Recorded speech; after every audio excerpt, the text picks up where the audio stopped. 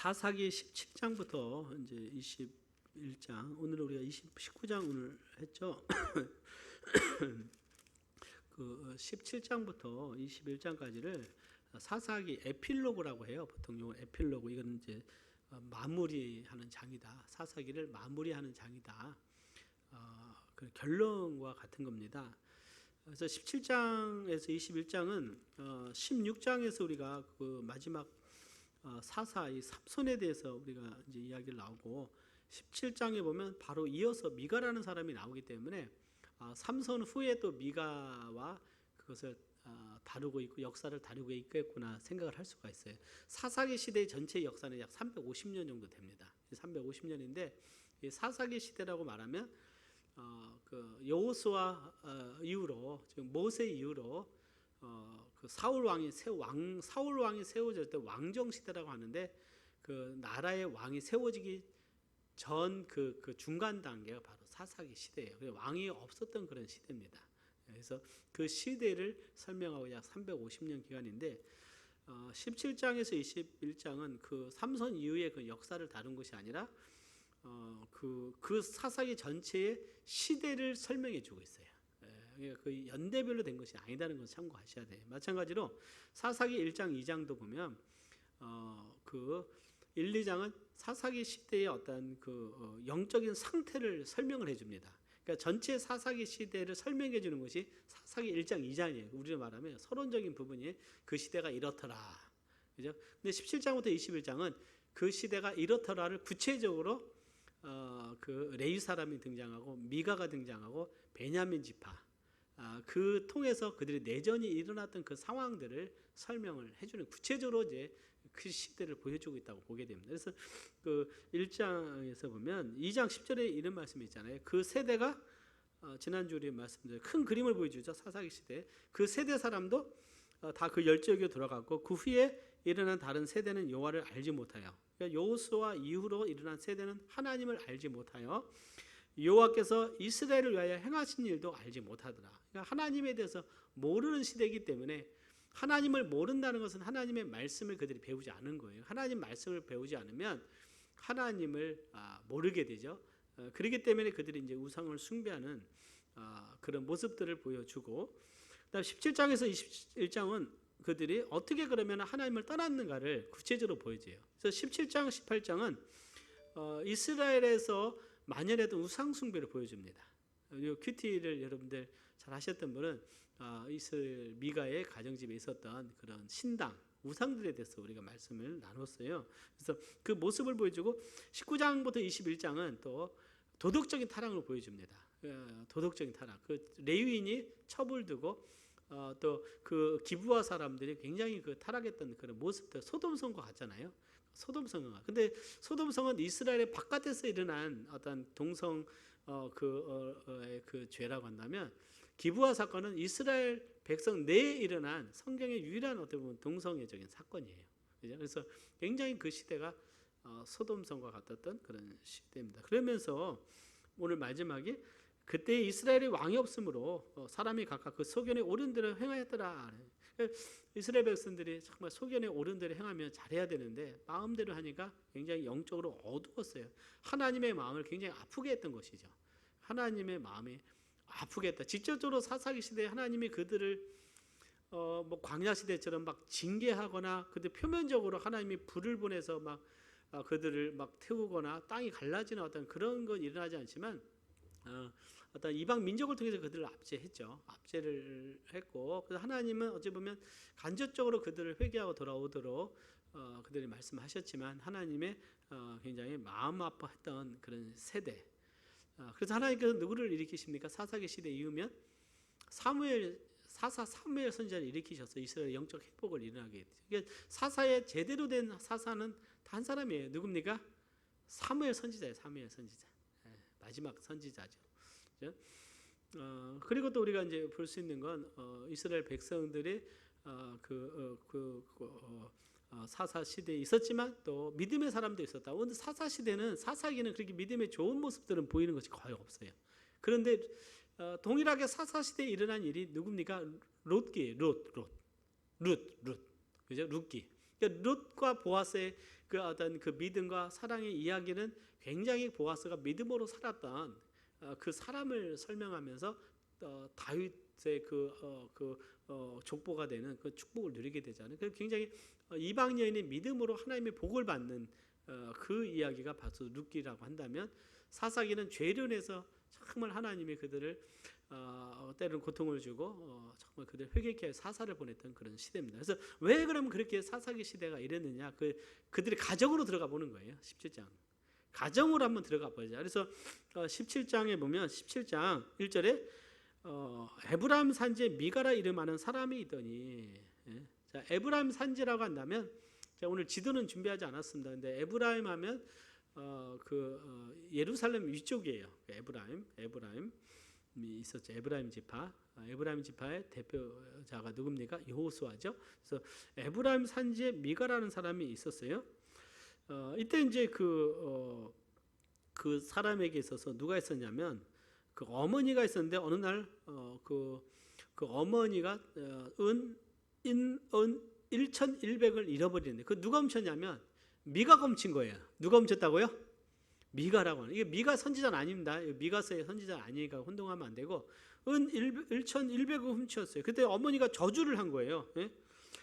저주를 했어. 그랬더니 그걸 들으니까 내가 저주를 받겠구나 생각해서 이 미가가 다시 가지고 와요.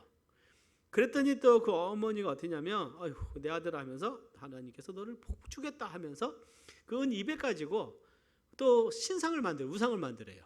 그리고 그걸 누구에게 줍니까? 또 미가에게 주는 거예요. 근데 미가는 어떤 사람이냐면 자기 집에 신당이 있었어요. 4절에 보면 미가가 그 은을 어미에게 들어주었으므로 어미가 이제 그 은 200을 취하여 은장색에게 주어 한 신상을 새기며 한 신상을 부어 만들었더니 그 신상이 누구의 집에 있었어요? 미가의 집에 있었어요. 미가의 집에 있었습니다. 예? 그리고 5절에 이런 말씀을 하게 되죠. 5절에 보니까 이 사람 미가에게 신당이 있으므로, 그러니까 집 안에 뭐가 있는 거냐면 그 신상이 있는 거예요. 신당, 신당이 있었어요. 그 템플. 우리가 호주 태국에 가니까 태국은 집집마다 다 뭐가 있냐면 신당이 있어요. 조그만씩 집 앞에도 있기도 하고 다 신당이 있고, 또 불교 나라다 보면 뭐 시카고 간데도 우리가 전도라고 하면 베트남 가정이었던 것 같은데요. 베트남 국적을 가진 가정인 것 같은데 집안에 불상도 놓고 거기 아침마다 뭐 이렇게 초를 태우거나 그런 일을 하잖아요. 그래서 신당이 있으므로 에봇과 드라빔을 만들고 한 아들을 세워 제사장을 삼았더라. 굉장히 마음대로 사는 거예요. 집안에 뭐가 있어요? 신당이 있고 또 에봇과 드라빔을 만들고 우상을 만들고, 미가는 자기 아들을 한 명 더 제사장이 해서 제사장을 하는 거예요. 이것이 이방 민족에서 일어난 것이 아니라 누구에게 일어난 겁니까? 이스라엘 민족에게 이런 일이 일어나게 돼요. 자기 마음대로 하는 거예요. 자기 마음대로. 그래서 그 다음 6절에 보면 그때는 이스라엘의 왕이 없으므로 사람마다 자기 소견에 옳은 대로 행하였더라 이렇게 말하는 거예요. 영적인 상태가 보면, 자, 제사장은 우리가 레위기나 민수기를 통해서 정말 배운 것이 뭐예요? 제사장은 누구 지파를 통해서 제사장이 될 수 있습니까? 누구의 후손이어야 돼요? 아론의 후손만 돼요. 그러니까 레위 지파 중에서 아론의 후손만이 그 제사장이 될 수가 있었어요. 그리고 하나님께 예배드릴 때 누구에게만 와서 예배드려요? 하나님이 거하시는 곳, 그 외에서는 뭘 하지 못하겠어요? 제사를 드리지 못하겠어요. 우리가 잘 배우지 않습니까? 심지어는 광야 시대에서는 그 짐승은 성막 안에서만 잡도록 한 거예요. 우상 숭배하지 못하도록. 근데 미가는 자기 집안에다가 신당을 만들어 놓고 우상도 만들고 아들을 제사장하고 분명히 어떻게 거기서 뭐 염소를 잡아서 그 집 앞에서 그냥 제사를 드렸을 거라고. 누구에게요? 자기는 나름대로 하나님께 드리는 거예요. 그러니까 철저하게 우상 숭배가 이 미가의 집에서 일어나게 됩니다. 자, 그 다음 일어나는 게 뭐냐면 이제 또 레위인이 나오게 돼요. 레위인이 나오게 되는데, 자, 레위인이 베들레헴에 거하다가 이제 거처를 옮기고자 그 에브라임 산지로 가서 미가의 집에 이릅니다. 자, 여러분들 우리가 또 이게 그 중요한 것이 레위기를 통해서 배운 것이, 레위인은 하나님께서 가나안 땅에 들어간 48개의 성읍을 지정해 주셨어요. 이 성에 거하라. 48개 성읍에. 그러니까 레위에게는 땅을 주지 않으셨잖아요. 그 성읍에 거해야 되기 때문에 그 6개의 도피성과 더불어 성읍에 거해야 되는 거예요. 그러니까 아무데나 거하는 게 레위는 하나님께 구별된 자들이잖아요. 정말 그들 하나님께 구별되고 거룩해야 돼요. 그래서 자기 마음대로 베들레헴에 있다가 가는 거예요. 베들레헴은 그 레위 성이 아니었어요. 그러니까 자기 마음대로 떠나서 마음대로 사는 거예요. 그래서 가다 보니까 이 미가의 집에 가니까 미가가 보니까 레위 지파예요. 레위 사람이에요. 야, 내가 너 은 10개 주고 너 옷도 주고 먹을 양식을 주니까 우리 집에 제사장이 하라 그랬더니 그 사람이 어떻게 했겠어요? 탐이 난 거예요. 먹을 거 주고 또 뭐예요? 막 은도 주고 옷도 주고 하고 보니까 막 부잣집이에요. 그러니까 내가 어떻게 해요? 거기에 제사장으로 이 레위인이 가게 됩니다. 그래서 사사기 17장 12절에 보니까 뭐라고 했어요? 레위인이 그 사람과 함께 거하기를 만족히 여겼으니 이는 그 소년이 미가의 아들 중 하나같이 됨이라. 이렇게 말했어요. 그러니까 그때 12절에 보면 미가가 가로되 레위인이 내 제사장이 되었으니 이제 여호와께서 내게 복 주실 줄을 아노라. 그러니까 이걸 어떤 신앙으로 합니까? 레위지 하나님께 구별했던 즉 그 레위 지파가 우리 집에 있으니까 하나님께서 우리에게 복을 주겠다는. 근데 실제적으로 레위인이 있어야 될 그것은 아니는 거예요. 이것을 어떤 신앙이냐고 하냐면 기복 신앙이라 하는 거예요. 그냥 기복 신앙. 그러니까 기도만 하면 무조건 잘 된다. 말씀과는 상관이 없어요. 이러다 보니까 오늘날 아주 부끄러운 일들이 교회에서 일어나요. 요즘 아주 내가 그 최근에 한국에 일어나는 그 많은 일들이 있잖아요. 뭐 요즘 인분 사건도 아주 말하기도 부끄럽고, 정치적으로 막 교회가 막 휩쓸리게 되고, 또 이번에 보니까 정광훈 씨 같은 경우는 뭐 기독청을 만든다고, 뭐 바티칸이나 또 메카처럼 한국의 기독교 중심 뭐 그런 엉뚱한 얘기를 하는 거예요. 그냥 하나님의 이름으로 한다는 무조건 아멘하고 막 그러는 거예요. 하나님의 말씀의 분별력이 없다 보니까 나름대로는 뭐예요 잘한다고 하지만 이런 삶을 살았던 시대가 사사기다는 거예요. 타협하는 시대였던 것입니다. 그래서 정말 말씀으로 구별해야 되죠. 오늘날 뭐 아무리 진지하게 믿는다 할지라도 신천지 같은 경우 뭐 하나님의 증인, 하나님의 교회, 안상홍, 또 뭐 여호와 증인, 뭐 몰몬, 뭐 이런 말할 수 없고 이런 이단들이 말씀을 구별하지 못하는 경우가 너무나 많은 것이죠. 그렇기 때문에 말씀을 정말 열심을 가지되 올바르게 말씀을 배우는 것이 중요하다고 믿습니다. 그래서 올바른 이 성경의 올바른 복음과 말씀이 우리 믿음을 굳게 세워야 돼요. 아멘. 특별히 저희들이 종말론을 많이 얘기했지만 이 종말론 요한계시록에 대한 올바른 믿음이 있어요. 그래서 우리는 이 하나님의 말씀 중심으로 해야 됩니다. 그냥 누가 막 말했다고 해서 하나님의 이름으로 한다고 해서 그게 다 진리가 아니에요. 여러분. 오늘 시대는 정말 말씀을 올바르게 분별할 수 있는 그런 영적인 눈이 있어야 됩니다. 그래야 하나님이 기뻐하시는 예배를 드리고 믿음 생활을 할 수가 있는 거예요. 그러니까 미가는 레위인이 있으니까 하나님 우리에게 복 주겠다는 거예요. 그러니까 그거 잘못된 거예요. 자기 집에 우상을 만들어 놓고 그런 거예요. 자, 그다음에 18장에 보면 이제 단지파가 나와요. 갑자기 단지파가 나옵니다. 단지파는 이스라엘 12지파의 한 지파인데 이 지파는요, 그 예루살렘 위에 조그만 땅을 받았어요. 그 베냐민 지파, 유다 지파, 에브라임 지파 사이에 기업을 받았는데 이 아모리 사람에 눌려가지고 그 땅을 다 차지하지 못하는 거예요. 그래서 산지에만 거했다고 그랬어요. 그러니까 그들이 이 아모리 사람이 위협을 피해서 어디로 가게 되냐면 그 라이스라고 하는 그 어디일까요? 그 지도가 있으면 좋은데 그 갈릴리 바다 위쪽입니다. 텔 단이라고 성지순례 가면 텔 단이라고 그 우리가 방문하는 데가 있어요. 그 우상 숭배 중심이지. 르호보암 왕이 여로보암 왕이 그 금송아지를 세운 것이 이 단이라고 하는 것입니다. 근데 이게 배경을 설명을 해주는 거예요. 그러니까 그들은 하나님이 그들에게 주신 땅을 싸워서 그 땅을 차지하고 아모리 사람을 몰아내서 그 하나님이 주신 축복을 누려야 돼요. 근데 그들이 너무 강하니까 싸우기를 포기하고 그냥 우리가 산에만 있으니까 굉장히 뭐예요? 부족한 거예요.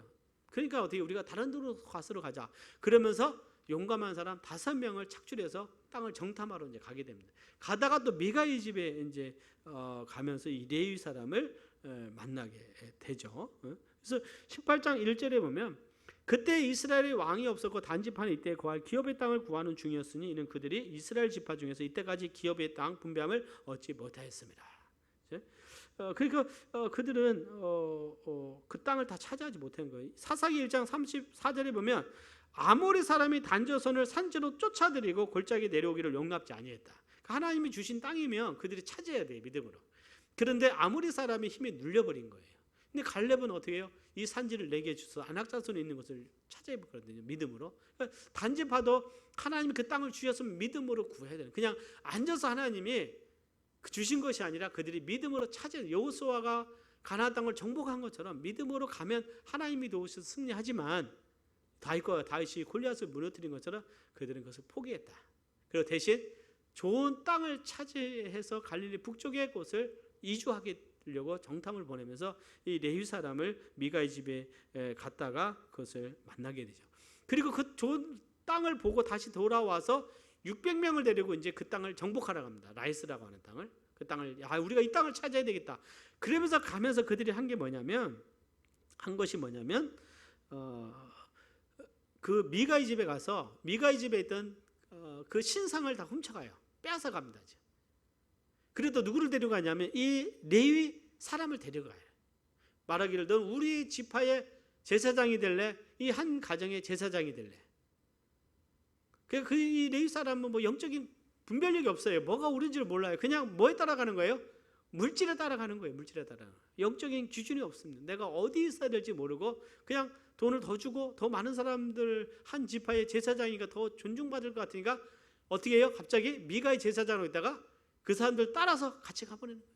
그리고 뭘 가집니까? 그 미가의 집에 있던 그 신상을 가지고 가는 거예요. 그 단지파들이 다 갑니다. 그리고 라이스라고 하는 것이 그 사람들 다 멸하고 그곳을 자기들의 그 지파로 성읍을 정해서 거주하게 돼요. 이것이 바로 18장의 말씀인 것을 우리가 보게 됩니다. 자, 그래서 결론이 뭐냐면 여러분들 18장 30절 보면 이 레위 사람이 누구냐면 모세의 손자였어요. 요나단이라고.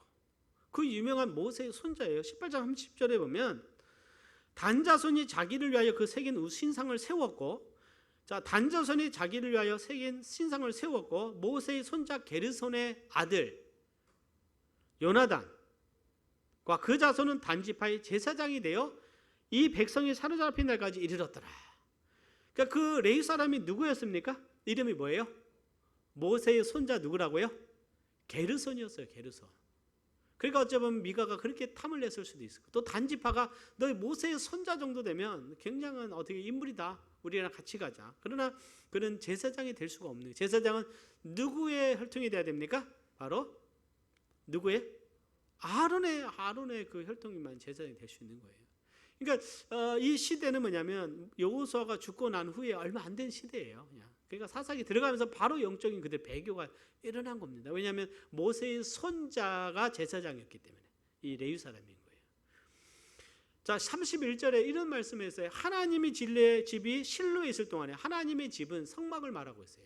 그러니까 실로에 하나님의 집이 있었어요. 그래서 엘리 제사장이 거했던 것이 실로에 하나님의 그 성막이 있어서 하나님께 제사를 드렸어요. 그러니까 그곳에서 제사장들은 하나님께 제사를 드리고 그것에 섬겨야 됩니다. 그런데 미가의 지은 바 새긴 신상이 어디에 있었어요? 단자손에게 있더라. 그런데 단자손은 자기들 하나님께 주신 그 기업을 정말 믿음으로 얻으려고 한 것이 아니라 그것은 아모리 사람과 싸워야 되니까 그 용기도 나지 않고 힘들고 우리가 질 것 같고 믿음이 약해져서 납달리 지파가 있는 그 갈릴리 위에요. 그러니까 단과 납달리는 어머니가 똑같습니다. 어머니가 똑같아요. 아마 빌한가 그럴 거예요. 저희가 맞다며 기억력이 적어놓진 않았는데요. 그러니까 그 서로 서로 통하는 게 있는 거예요. 그 한 성. 근데 그 이제 의미를 더 중요한 건 뭐냐면 이 단지파가 그래서 거기에서 그 성을 취해서 그것을 우상 숭배, 단지파가 새로 시작할 때 하나님 중심으로 시작한 것이 아니라 뭘로 시작을 합니까? 우상 숭배로 시작을 하는 거예요. 우상 숭배. 그리고 그들의 영적인 리더도 어떻게 하나님을 떠난 하나님의 말씀 안에 밖에 있는 사람이 거기서 제사장 업무를 해서 하나님께 제사를 드리는 그런 일들을 하고 있었는 거예요. 우상을 세워놓고 이게 배교죠. 자, 그 후에 뭐냐면 이제 솔로몬 다윗이 왕이 되고 사울 다윗이 되잖아요. 그 솔로몬이 왕이 된 후에 나라가 불로 나눠지죠. 북이스라엘의 왕이 여로보암입니다. 여로보암이 이스라엘 백성들로 하여금 예루살렘에 가지 못하도록 하기 위해서 두 군데의 금송아지를 세우죠. 어디입니까? 단과 어디예요? 베델이라고 하는 것이에요. 따라서 단과 베델. 예, 베델은 지금 남쪽에 있어요. 사마리아 지금 남쪽이고 단은 그 위쪽입니다. 위쪽이에요. 그래서 열왕기상 12장 28절에 보면 이런 말씀이 있어요. 이스라엘아, 이는 너희를 애굽 땅에서 인도하여 올린 너희 신이라 하고, 이거 그 아론이 시내산에서 이스라엘 백성 했던 말과 똑같은 거예요. 금송아지를 만들어 놓고 너희 신이다, 애굽 땅에서 인도하여내. 그러니까 그 뿌리는, 이 여로보암의 이 뿌리는 뭐예요? 아론 때에 이스라엘 백성들이 우상 숭배와 똑같은 거예요. 그러면서 말하기를 하나는 베델에 두고 하나는 단에 둔지라. 이 일이 죄가 되었으니 이는 백성들이 단까지 가서 그 하나에게 숭배함이더라. 저가 또 산당들을 짓고 레위 자손 아닌 보통 백성으로 제사장 삼고, 그러니까 하나님 말씀을 무시하고 그냥 하고 싶은 대로 했던 그런 시대의 뿌리가 이 어디 사사기에서 이 여로보암까지 가게 됐는데, 이 단이 우상 숭배 근거지가 된 거예요. 그 단이 바로 그렇습니다. 그래서 단이라고 하는 것이 가면 한 도시예요, 성읍. 근데 한 지파가 가기는 땅이 너무 적었는데 이들이 하나님이 주신 그 땅을 버리고 그쪽으로 이주했기 때문에 한 성에서 그들이 거주하고 우상 숭배의 근거지로 만든 것을 이 사사기가 설명하고 있어요. 사랑하는 여러분, 이걸 통해서 하나님께서 우리에게 주신 정말 믿음이 때는 힘들고 어렵다 할지라도 사랑하는 여러분, 말씀과 믿음으로 이 길을 가야 될 줄 믿습니다. 믿음을 지키는 게 굉장히 중요한 거예요. 말씀을 지키고 복음을 지키고 순수한 믿음을 지키는 것이 중요하지.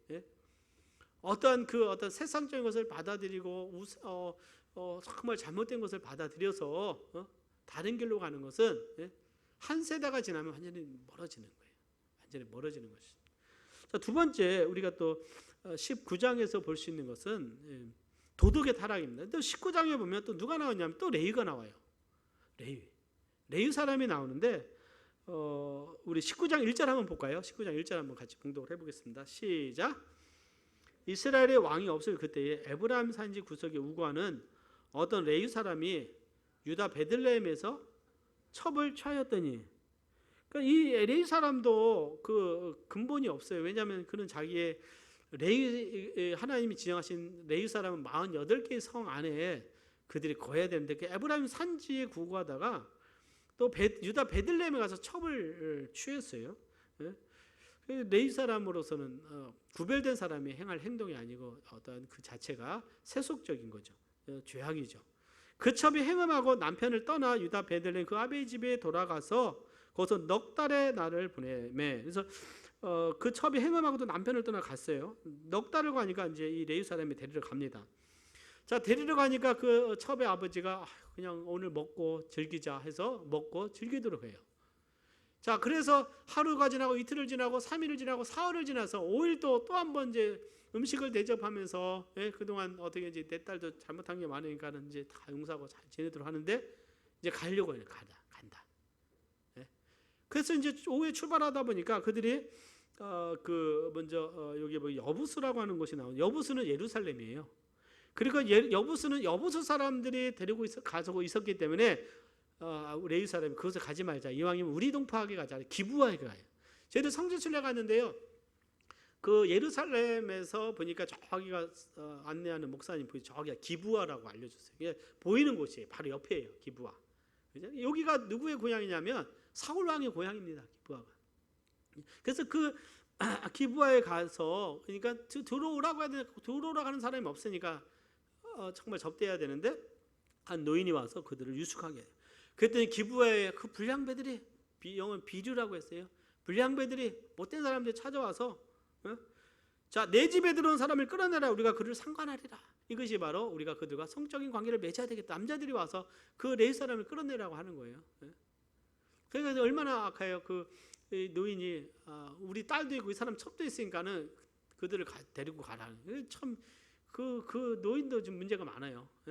자기 딸을 그냥 주겠다는 거예요. 아니죠. 그래서 이 사람이 자기 첩을 주고 자기는 잠을 자버려요. 어디서? 집에서.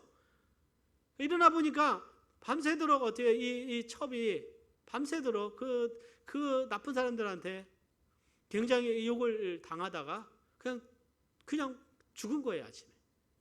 그래서 이 레위인이 그 사람을 그 자기 첩을 데리고 시신을 데리고 집으로 와서 아주 악한 일도 하죠. 그걸 그 12덩이 내서 각 지파에 다 보내버리는 거예요. 그러니까 놀란 일이 일어나. 이 무슨 일이냐, 난리 나는 거.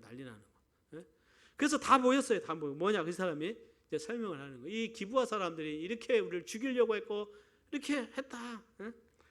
그래서 그 군인들이 보니까 40만 명이 모였어. 우리가 이 사람들이 공의를 행해서 다 이 일을 행한 자를 죽여야 된다. 예? 그죠?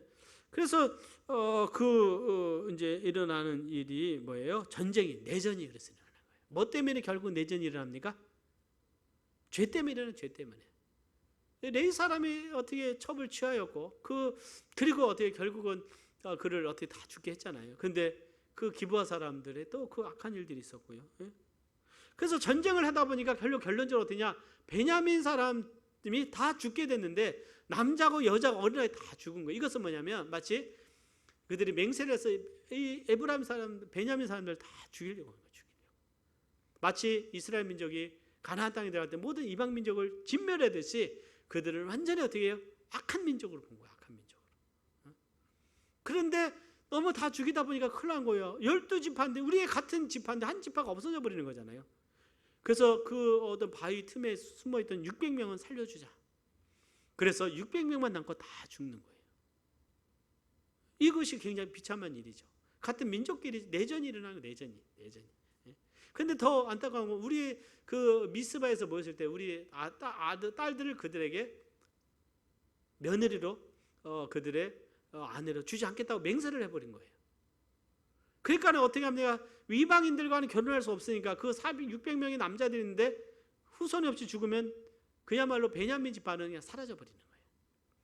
그래서 또 보이니까 그때 맹사할 때 오지 않았던 사람이 있어요. 야베스 길르앗 사람들은 요단 동편에 문하세 지파의 사람들이 야베스 길르앗 사람들이 오지 않은 거예요. 그때 그들이 안 왔다고 또 찾아가서 그들을 다 죽여요. 12,000명을 보내서. 그리고 그 처녀 400명만 살려주는 거예요. 400명.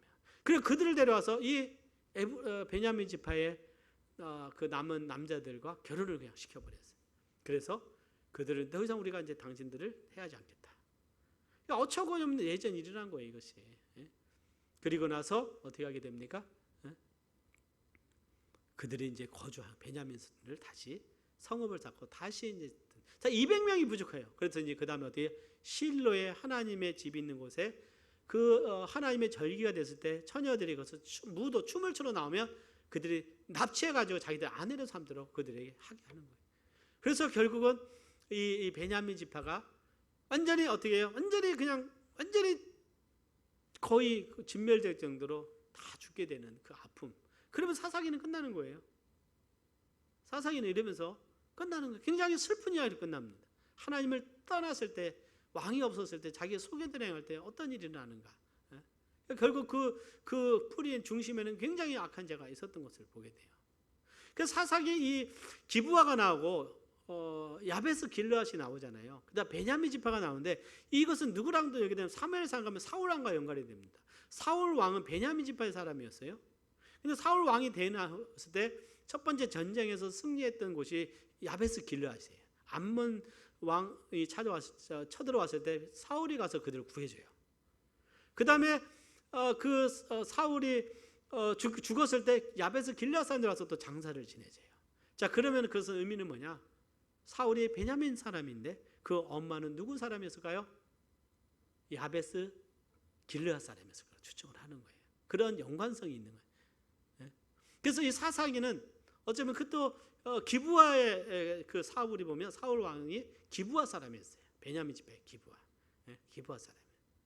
이렇게 연결되면서 사무엘상에 사울 왕과 연결이 되는데, 그런데 룻기는 그 다음 또 사사 시대 다음에 이제 사사기 끝나면 룻기는 그 어떤 모압 여인이 오히려 믿음으로 하나님의 백성이 되고 보아스를 만나서 정말 그가 복을 누리면서 그 후손에 누가 나오면 다윗 왕이 나오잖아요. 다윗. 그래서 믿음의 삶을 살았을 때 그 다윗 왕이 나오는데 사사기 시대 결국은 뭐냐? 그 베냐민 지파에서 이 사울 왕이 그 악한 왕이었잖아요. 뿌리가 없었어요. 길르앗 야베스라고 하는 것은 굉장히 이방적인, 이미 많이 세속화된, 그 가나안 땅보다 더 세속화됐던 어떤 사울이 어떤 믿음의 뿌리가 약했을 거라고 또 우리가 추측을 해볼 수가 있습니다. 자, 이것을 통해서 우리가 정말 볼 수 있는 것은 연관성이라는 것이죠. 연관성, 영적인 연관성이다. 그래서 성경도 오늘 이 말씀의 사사기를 그냥 읽어보면 뭐 삼손이 많이 어떤 그런 측면이 아니라 그 시대에 하나님 말씀에서 벗어나고 살고 있는 그들, 그것을 우리가 볼 수가 있는 거예요. 한 가지 그들의 삶에서부터 또 그들의 어떤 신앙에서 우상 숭배하고 또 그들의 첩을 취하고 또 특별히 레위 지파, 구별된 하나님의 사람들이 하나님의 뜻 가운데 살아야 되는데 그들이 하나님을 무시하고 세상적인 삶을 살고 단지파의 제사장이 되고 우상을 숭배하는 곳에 제사장이 되는, 미가의 집의 제사장이 돼서 함부로 행하는 어떤 그런 영적인 어두운 시대를 우리가 보게 되는 것이죠. 그래서 오늘 우리는 정말 이 말씀을 통해서 우리는 우리의 믿음은 결국 우리의 미래를 결정하게 되고 또 우리의 자손들의 그 믿음까지도 영향을 준다는 사실을 우리는 깊이 인식해야 될 줄 믿습니다. 정말 우리의 믿음이 소중하고, 그래서 작은 것 한 개 벗어나다 보면 그 파묻히는 거예요. 미가 사사기 시대는 사람들이 소견대로 행했던 시대예요. 그 사사들도 그냥 삼손 보세요. 삼손이 얼마만큼 어떻게 해요? 그 도덕적으로 타락한 삶을 살았잖아요. 그런 시대에 있었다는 거예요. 그래서 사무엘 선지자가 일어나기까지는 굉장히 영적인 어두운, 그래서 하나님이 똑같이 삼손도 나실인으로 그는 부름을 받았고 사무엘도 나실인으로 부름을 받았지만 사무엘은 하나님 앞에 귀하게 쓰임받는 하나님 사람이 된 것들을 보게 됩니다. 그래서 오늘 우리는 하나님의 말씀을 통해서 이 시대를 바라보고 우리를 조명하면서 우리의 삶에 정말 죄를 멀리하고 하나님의 말씀대로 우리가 살아가는, 하나님이 지켜보고 계신 하나님 앞에서 우리가 말씀대로 살아가는 우리의 믿음의 삶이 되기를 바랍니다. 어쩌면 이스라엘 역사 중에서 가장 어두웠던 시절이 바로 이 오늘 말씀이에요. 그 베냐민 레위 사람의 기브아 사건이죠. 서로 같은 민족끼리 서로 죽이고 하면서 너무나 피를 흘리고 고통이 찾아왔습니다. 그러나 하나님은 또 룻기를 통해서 정말 하나님의 은혜가 함께하고 있다는 사실을 하나님께서 보여주시면서 그 사사기 시대도 믿음의 사람들은 하나님의 말씀을 지키면서 살았던 사람들을 보여주고 하나님이 복을 주셔서 또 하나님께서 그 다윗이라는 그 왕을 세우시는 하나님의 손길을 우리가 보게 됩니다. 오늘 우리는 하루하루를 믿음으로 살아가기를 원하고 하나님이 주신 은혜에 감사할 수 있는 우리가 되기를 바랍니다. 사랑하는 여러분, 우리는 사사기를 실행하지 않고 이제는 정말 다윗과 같은 정말 믿음의 삶을 살아가는 우리가 되기를 바랍니다. 또 그런 삶을 살고 있으리라고 믿습니다. 아멘. 다 같이 기도하겠습니다.